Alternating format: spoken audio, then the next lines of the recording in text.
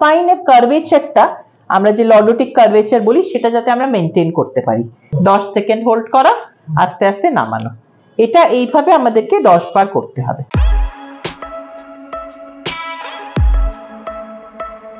High, আমি doctor Tahmina, আপনার physio fitness and rehab expert. আর আজকে আমাদের সাথে আছেন মিসেস চন্দ। আসুন জেনে নিই উনি কোথা থেকে এসেছেন আর কিভাবে উনি আমার কাছে এলেন। হ্যাঁ বলুন। আমি চন্দননগর থেকে এসেছি। ওকে, ফেসবুক থেকে দেখে এসেছি। ফেসবুক থেকে দেখে এসেছেন। ওকে, কোমরের ব্যথা খুব কমন প্রবলেম। আমাদের কাছে 90% পেশেন্টরা আসে কোমরের ব্যথা নিয়ে। তো আমরা সবসময় এটাই সাজেস্ট করি যে এক্সারসাইজ যদি নিয়মিত করা যায়, সকাল বিকেল যদি মেডিসিনের মতো এক্সারসাইজটা করা যায়, তাহলে কিন্তু কোমরের ব্যথা অনেকটাই কন্ট্রোলে চলে আসবে। কিন্তু কি এক্সারসাইজ করবেন সেটা খুব জরুরি। প্রপার এক্সারসাইজ যদি আপনি করেন তবেই কিন্তু কোমরের ব্যথাটা কম করা যায়। তো আসুন দেখে নিই কি কি এক্সারসাইজ করে আমরা কোমরের ব্যথাটা কমিয়ে দিতে পারি। প্রথম ব্যায়ামটা আপনার হবে হাঁটুটা ভাঁজ করে, একটা করে হাঁটু, পবন মুক্তাসন যেরকম আমরা করি এইভাবে ধরুন, দুটো হাত দিয়ে ধরুন।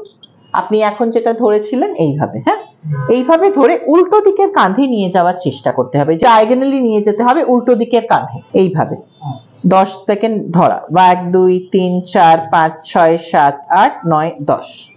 এবারে নামান আস্তে করে। হ্যাঁ, এটা করুন, হাঁটু ভাঁজ করুন, ভাঁজ করে ধরুন। হ্যাঁ, ধরে একটু অপোজিট কাঁধের দিকে আনুন। 1 2 3 4 5 6 7 8 9 10। এইভাবে 5 বার এই পায়, 5 বার এই পায়। ঠিক আছে, 10 অব্দি গোনা, তারপরে নামানো। এবারে দুটো হাঁটু ভাঁজ ভাঁজ করে একবার এদিকে ঘোরানো। দেখুন হাত দুটো পাশে। হ্যাঁ, এই একবার এদিকে ঘোরানো।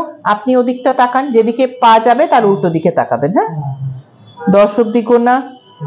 1 2 3 4 5 6 7 8 9 10। তারপরে আবার ওদিকটা নিয়ে যাওয়া। হ্যাঁ, আবার এদিকে ঘোরান মুখটা।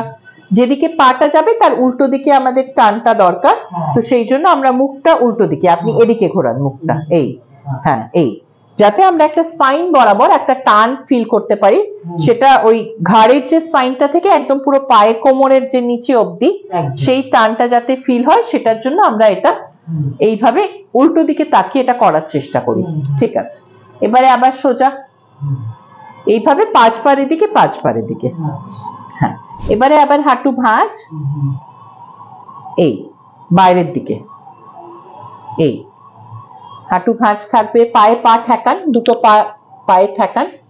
হ্যাঁ, এটা বাটারফ্লাই স্ট্রেচ। এটা আপনাকে শুয়ে করতে হবে। এইভাবে অনেকে বসেও করেন, কিন্তু এটা এরকম ভাবে শুয়ে করলে বেটার।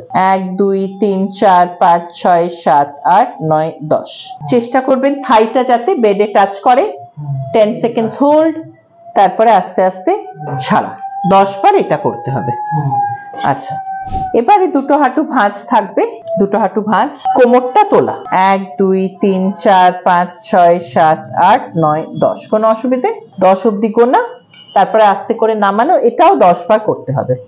ঠিক আছে, এবারে উপর হয়ে শোন, আস্তে আস্তে উপর হয়ে শুয়ে একটা করে পা তোলা। হাঁটু ভাঁজ হবে না, জাস্ট কোমর থেকে এখান থেকে আপনার চাপটা আসবে। হ্যাঁ, হাঁটু সোজা থাকবে। এই 1 2 3 4 5 6 7 8 9 10। তারপরে আবার এই পা, একবার এই পা, একবার বডিটা ঘুরবে না, বডিটাও সোজা থাকবে।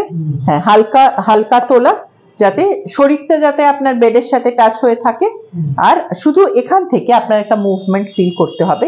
10 সেকেন্ড হোল্ড করা, তারপরে আস্তে আস্তে নামানো। 5 বার এই পায়, 5 বার এই পায়, অল্টারনেটলি আপনি করবেন, টোটালে 10 বার। ঠিক আছে, এটা। তারপরে আপনাকে ভুজঙ্গ আসন যেভাবে আমরা করি, হাতটা সামনে রেখে, এখানে রেখে হাতের উপরে ভর দিয়ে বডিটাকে তোলা, হাতটা সোজা। এই কাঁধ আর কোণে এই দুটো কিন্তু এক বরাবর এক লাইনে থাকবে। এই লাইনে থাকাকালীন আপনাকে মাথাটা উপরে তুলে এইভাবে দেখতে হবে, যাতে স্পাইনের কার্ভেচারটা, আমরা যে লর্ডোটিক কার্ভেচার বলি, সেটা যাতে আমরা মেনটেন করতে পারি। 10 সেকেন্ড হোল্ড করা, আস্তে আস্তে নামানো। এটা এইভাবে আমাদেরকে 10 বার করতে হবে। 1 2 3 4 5 6 7 8 9 10। ঠিক আছে, নামান।